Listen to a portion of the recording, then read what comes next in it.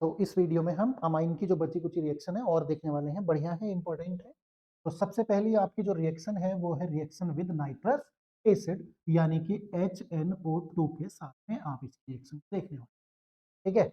तो सबसे पहले बात आती है एलिफेटिक अमाइन की और एरोमेटिक अमाइन की, कि एलिफेटिक अमाइन और एरोमेटिक अमाइन ये किस तरह से आपके नाइट्रस एसिड से रिएक्ट करते हैं। अगर आप एक एलिफेटिक अमाइन लेते हैं और इसकी रिएक्शन नाइट्रस एसिड से कराते हैं, कई बार आपको नाइट्रस एसिड के प्लेस पर NaNO2 और HCl मिलेगा और कई बार डायरेक्ट HNO2 लिखा मिलेगा, ठीक है। तो इससे कोई घबराने वाली बात नहीं, दोनों का मीनिंग एक ही है, चाहे आप जिससे लिख लीजिए, ठीक है। जैसी ये रिएक्शन होती है, ये रिएक्शन का टेम्परेचर 0 से 5 डिग्री सी होता है।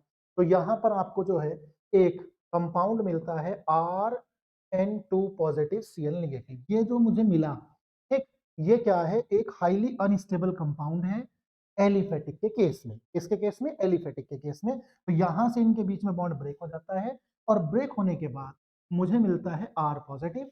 जैसे ही हम इस पर क्या कराते हैं, वाटर से जो है रिएक्ट कराते हैं इसको, H पॉजिटिव OH निगेटिव से, तो हमें यहाँ पर मिलता है ROH। लेकिन एक बात का ध्यान रखेंगे, क्योंकि ये कार्बोकैटायन है, ये हमारा कार्बोकैटायन है, अगर यहाँ पर रीअरेंजमेंट हो रहा होगा, क्या हो रहा होगा, रीअरेंजमेंट हो रहा होगा, तो तब आप यहाँ पर रीअरेंजमेंट जरूर कराएं। जल्दीबाजी में सीधे कार्बोकैटायन पर अटैक OH का ना करा दें। अगर आपका क्या है 1 डिग्री कार्बोकैटायन 2 डिग्री में ट्रांसफर हो सकता है या रिंग एक्सपेंड हो सकती है, तो उसको भी आप कराना ना भूलिए। अब दूसरा केस आ जाता है। अगर दूसरा केस पढ़ें तो वो एरोमेटिक का है। एरोमेटिक जब आपका रिएक्ट करता है किससे, NaNO2 से, तो इस केस में भी हमारे पास जो है रिएक्शन तो कुछ सेम ही आती है, लेकिन एक कंडीशन हमारी चेंज हो जाती है। वो कंडीशन ये है कि जब आप इसको हीट करते हो 0 से 5 डिग्री सी के बीच में, तो यहाँ पर जो बनने वाला कंपाउंड है वो है आपका ArN2Cl पॉजिटिव और निगेटिव। जैसे ये आपका अनस्टेबल था, ये हाईली स्टेबल है, मतलब अच्छा खासा स्टेबल है, तो ये आपका फर्दर जो है एल्कोहल में चेंज नहीं होगा। हाँ, अगर आप इसको ध्यान से सुनना, वार्म वाटर के साथ हीट करते हो तो तब ये आपका एल्कोहल यानी कि फिनॉल में चेंज हो जाएगा। एल्कोहल का मतलब जब एरोमेटिक के साथ OH जुड़ता है तो उसको एल्कोहल नहीं क्या बोला जाता है, फिनोल बोला जाता है। तो मैं समझता हूँ ये कंडीशन आपको समझ में आ गई होगी, दोनों एरोमेटिक के साथ भी और एलिफेटिक के साथ भी। अब इसके आगे की जो नई कंडीशन है, वो कंडीशन ये है कि अगर 1 डिग्री के बजाय हम 2 डिग्री एलिफेटिक या एरोमेटिक अमाइन ले, तो क्या रिएक्शन सेम रहेगी या रिएक्शन में कोई डिफरेंसेस आएगा? तो चलिए देख लेते हैं। अगर हम सेकेंडरी अमाइन ले लेते हैं, आपका हमने लिया R2NH। जैसे ही आपने इसको नाइट्रस एसिड से रिएक्ट कराया, तो क्या होगा आपका, यहाँ से H2O निकल जाएगा और बनेगा आपका R2NNO, जो कि आपका क्या है, एक नाइट्रोसामाइन है। कैसे कलर का होता है ये नाइट्रोसामाइन? नाइट्रोसिन है, जो कि येलो कलर है। कैसे कलर का है? Yellow colour. तो सेकेंड डिग्री वाले जो है वो 1 डिग्री की कंपैरिजन में अलग तरह से रिएक्शन करते हैं। इसी तरह से अगर आप 3 डिग्री को देखेंगे, तो 3 डिग्री भी जो है आपके क्या है, अलग रिएक्शन करते हैं। देखिए कैसे, सुन लीजिए। अगर 3 डिग्री अमाइन है, तो जो लोन पेयर है वो आपका किस पर चला जाएगा, NO पॉजिटिव वाले पार्ट पर, और NO का जो पॉजिटिव पार्ट है वो नाइट्रोजन से लिंक हो जाएगा। लेकिन अगर क्या हुआ, एरोमेटिक अमाइन हुआ, तो क्योंकि ये क्या है आपका इलेक्ट्रोफाइल है, इलेक्ट्रोफाइल है, तो आपको मालूम ही है ये कहां पर डायरेक्ट हो जाएगा, पैराफुल, ठीक है। तो याद रखिएगा, सेकेंडरी अमाइन और टर्सरी अमाइन दोनों आपके प्राइमरी अमाइन से अलग रिएक्शन करते हैं, याद रखिएगा जरूर इस बात को। चलिएगा, नेक्स्ट पर पहुंचते हैं, हिंसबर्ग रिएजेंट। अगर मैं बात करूं हिंसबर्ग रिएजेंट की, जिसको हम क्या बोलते हैं, बेंजीन सल्फोनोइल क्लोराइड। देखिए, ये रिएक्शन आपकी बहुत ही इंपॉर्टेंट है, सुन लीजिएगा ध्यान से, बहुत इंपॉर्टेंट है। अभी एनसीईआरटी का मैं आपको इससे पूछा गया क्वेश्चंस भी दिखा दूंगा कि किस तरह से वो पूछते हैं, कैसे आता है, ठीक है। देखिए, हिंसबर्ग रिएजेंट जब प्राइमरी अमाइन से रिएक्ट करता है, तो हिंसबर्ग रिएजेंट को हम जानते ही हैं, S डबल बॉन्ड O और यहाँ पर Cl प्लस प्राइमरी अमाइन लिख लिया, क्लियर। ये लीजिएगा, ये हमारा प्राइमरी अमाइन हो गया, यहाँ से निकल गया HCl, ठीक। तो इसने आपको दिया ये कंपाउंड, ठीक है, जहां पर आपका S के साथ डबल बॉन्ड है और साथ में आपका कौन लिंक हो गया, NHR। लेकिन जैसी आपने इसको क्या है, एक बेस प्रोवाइड कराया, तो बेस का जो OH निगेटिव पार्ट है ये OH निगेटिव पार्ट इस H को अपने साथ क्या कर लेगा, विड्रॉ कर लेगा, और जैसे ही ये विड्रॉ करेगा तो यानी कि ये पार्ट आपका एक सॉल्ट बनाएगा, और सॉल्ट हमारे क्या होते हैं, सॉल्युबल। ठीक है, तो हमें पहचान हो जाएगी कि हमने जो अमाइन लिया है, अमीन जो भी आप बोलते हैं, वो हमारा कैसा है, 1 डिग्री, अगर ये रिएक्शन हम कर रहे हैं।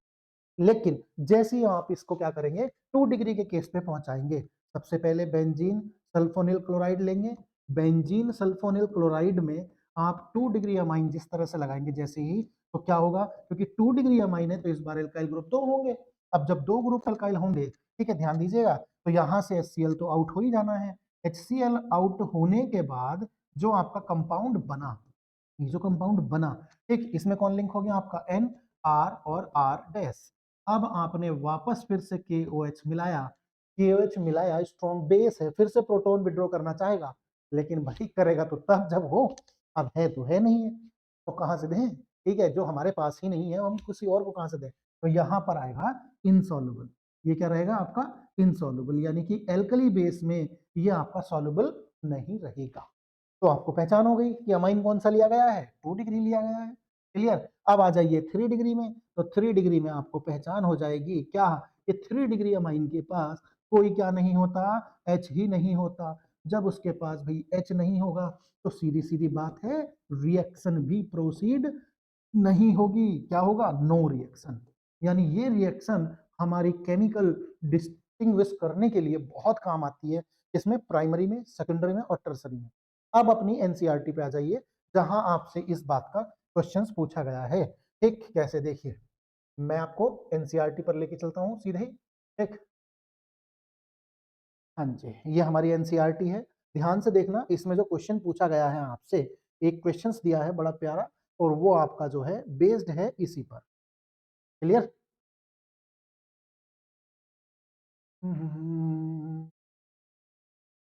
इधर गया, रे रुक जा भाई, यहीं पर है, चिंता ना करो। ठीक है, ढूंढना पड़ता है भाई, वक्त पर चीजें आसानी से नहीं मिलती, मिल गई। ठीक है, वैसे मिलती नहीं है, बता रहा हूँ, मिल गई। देखिए, अब आप इस क्वेश्चन को ध्यान से पढ़िए। कहा है describe a methods for identification primary, secondary and tertiary amine. एक ऐसा मेथड्स बता दीजिए जिससे आप क्या कर सकते हो, प्राइमरी, सेकेंडरी और टर्सरी अमाइन को क्या कर सकते हो, आइडेंटिफाई कर सकते हो। बहुत बढ़िया, बोर्ड के लिए तो बहुत ही मोस्ट इंपॉर्टेंट क्वेश्चन है। और also write the chemical reaction involve in this test. समझ गए होंगे क्या लिखना है, समझ गए कि नहीं समझे, क्या लिखना है, देखो ध्यान से। ठीक है, क्या लिखेंगे भाई बच्चों, सीधी सीधी बात है, आप क्या लिखेंगे, ये तीनों इक्वेशंस लिखें। ठीक है, ये तीनों इक्वेशंस, प्राइमरी, सेकेंडरी और टर्सरी, उस क्वेश्चन का आंसर भी है और आपके काम की चीज भी है। मैंने इसीलिए डायरेक्ट बता दी, जिससे कि आपको आंसर पहचानने में भी क्या है, कोई प्रॉब्लम ना हो। इससे आगे चलते हैं, देखिए। ठीक, इससे आगे पार्ट हमारा क्या है, ब्रोमिनेशन। ब्रोमिनेशन में भी एक बड़ा मस्त ट्विस्ट ट्विस्ट है, ध्यान से देख लीजिएगा। ठीक, ये भी आपके एग्जामों में बहुत रिएक्शन पूछी जाती है, कि जब हम एनिलीन का क्या कराएं, ब्रोमिनेशन कराएं, किससे, Br2 प्लस CH2 से, दूसरा कराएं Br2/H2O से, जिसको कई बार डायरेक्ट वो क्या लिख देता है, ब्रोमीन वाटर भी लिख देता है। तो तब आपसे पूछा जाता है कि इधर प्रोडक्ट लिख दीजिए क्या है।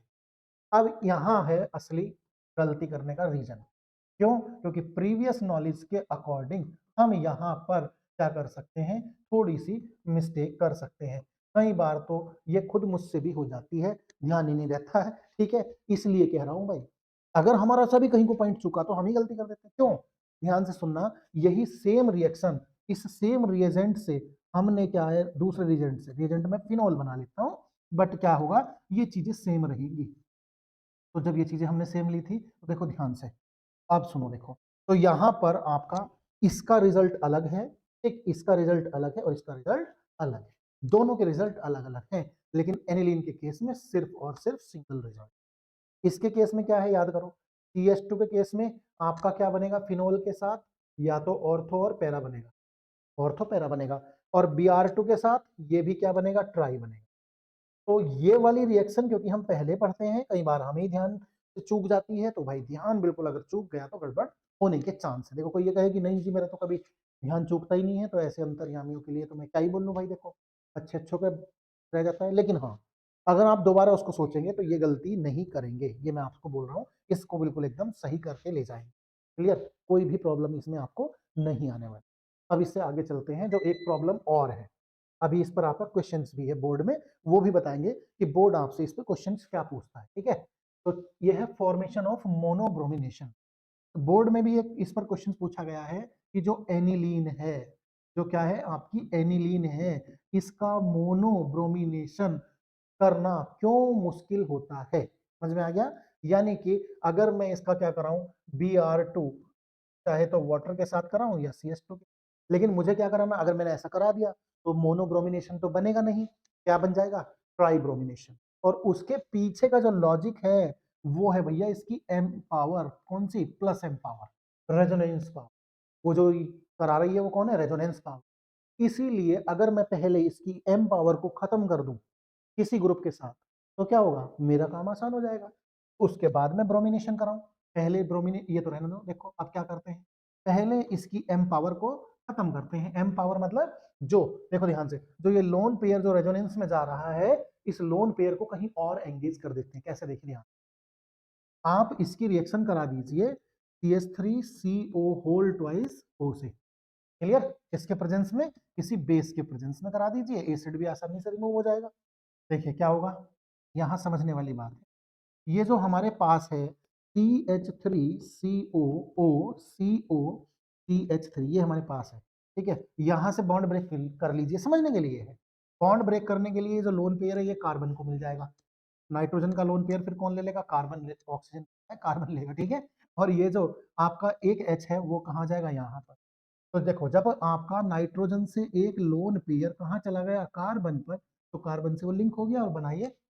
और यहाँ पर तो आपको दिख ही रहा होगा क्या बन गया, साथ में माइनस का लिख देता हूँ यहाँ पर, CH3COOH, इसको तो लिखो या मत लिखो कोई बात नहीं, वो बन गया। m पावर खत्म हो गई, क्यों सर, अभी भी तो लोन पेयर है रेजोनेंस, सॉरी नाइट्रोजन के पास। तो फिर जब नाइट्रोजन के पास अभी भी लोन पेयर है तो पावर कैसे खत्म हो गई, वहां भी था पावर, देखो ऐसे खत्म हो गई, है ना।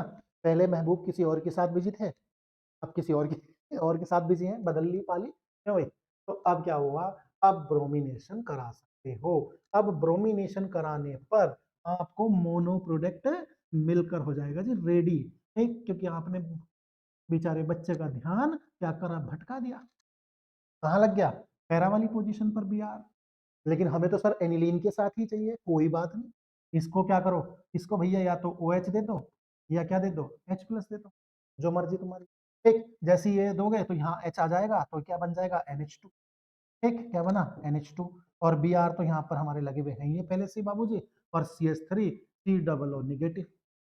और अगर पूरा ही दे दिया तो ये भी क्या हो जाएगा, H पॉजिटिव, प्रोटोन के साथ अगर दे दिया तो भाई साहब इस तरह से इस रिएक्शन को कराते हैं। ये रिएक्शन कन्वर्जन में बहुत पूछी जाती है, और साथ में ऐसे भी आती है कन्वर्जन में, कैसे कि एनिलीन से 4 ब्रोमो एनिलीन करा दो, तो मोनो प्रोडक्ट हो गया। अब बच्चा क्या करेगा, मोनो प्रोडक्ट में जल्दीबाजी में ब्रोमिनेशन करा देगा, ठीक, और एक लिख देगा ऑर्थो और एक पैरा, और कह देगा जी पैरा वाला मेजर है, और साहब हमें नंबर दे दीजिए। और एग्जामिनर कहेगा तुझे तो कॉन्सेप्ट ही नहीं पता इस चीज का, तो भाई साहब नंबर तो हम तुम्हें देंगे नहीं, काम करो तुम अपना। ठीक है, पढ़ो दोबारा से, तब आना, तब नंबर देंगे। ओके, चलिए नाइट्रेशन, यहाँ एक और बढ़िया केस है। जैसी एनिलीन का नाइट्रेशन दिखाते हैं, तो यहाँ फिर से एनिलीन एक और नया आपको डिस्को डांस करके दिखाती है। क्या, हमने कराया नाइट्रेशन इसके साथ NO2 के, क्लियर, NO2 कह रहा हूँ, HNO3 के साथ, लेकिन लिखा हमने उसको ऐसी H2SO4। जब यहाँ नाइट्रेशन कराया तो क्या हुआ, एक अलग ही कंडीशन देखने को मिल गई।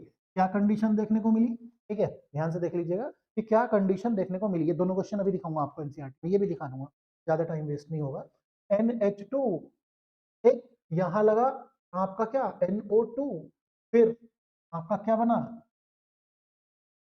यहां पर जो है NH2, यहां क्या बना, NO2, और फिर से आपने लिखा एक और प्रोडक्ट जिसका नाम है आपका मेटा वाली कंडीशन पर। और मजे की बात कि मेटा 47, पैरा 51, और ऑर्थो जो है वो 2%। अरे सर, तीन तीन प्रोडक्ट बन गए, हम तो यहीं तक लिखते अगर नॉर्मल वाली केस होता, लेकिन अब इस पर क्वेश्चन आपका एनसीईआरटी में भी दिया, और आपसे तो पूछा ही जाएगा जब दिया है तो। क्या हुआ, जैसे ही आपने एनिलीन में एसिड मिलाया तो एसिड मिलाते ही एनिलीन की पहली दोस्ती हुई H पॉजिटिव से और बना एनिलीनियम आयन, और एनिलीनियम एक आपका बहुत ही बढ़िया मेटा डायरेक्टर ग्रुप है, इसीलिए इसमें मेटा प्रोडक्ट फॉर्म होता है। अब अपने क्वेश्चन सुनिए दोनों, देखो ध्यान से, है ना। अब मैं आपको वो 2 क्वेश्चन दिखाता हूं जो आते रहते हैं आप।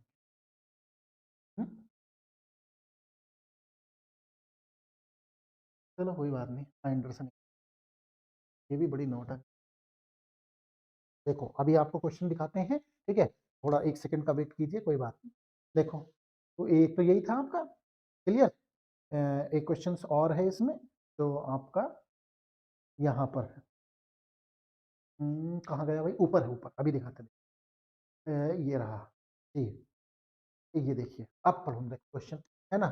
अब बताते हैं आपको क्या है, देखिए ध्यान से। ये है आपका क्वेश्चन जो एनसीईआरटी ही ओपन कर रखी मैंने, कि although amino amine group is OP director, फिर भी कह रहा है कि नाइट्रेशन कराने पर जो है वो आपका क्या है, सब्सटेंशियल जो अमाउंट है मेट्रा नाइट्रोएनिलीन का देता है। क्यों? तो आपको वो जो बात लिखी थी मैंने कि एनिलीनियम आयन बनता है, जो कि एक आपका क्या है, मेटा डायरेक्टर ग्रुप है, वो इस क्वेश्चन का आंसर होगा। क्लियर, आगे बात समझ में।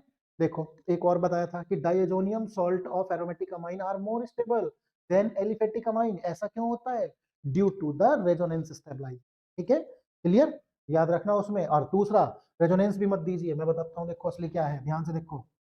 जैसे ही आप क्या करोगे, N2Cl लिखोगे, तो देखो याद होगा हमने एलिफेटिक में ये बॉन्ड ब्रेक कर दिया था, ब्रेक करने के बाद हमारे पास R पॉजिटिव बना था, ठीक, जो कि 1 डिग्री 2 डिग्री और 3 डिग्री में स्टेबिलिटी बढ़ता चला जाएगा।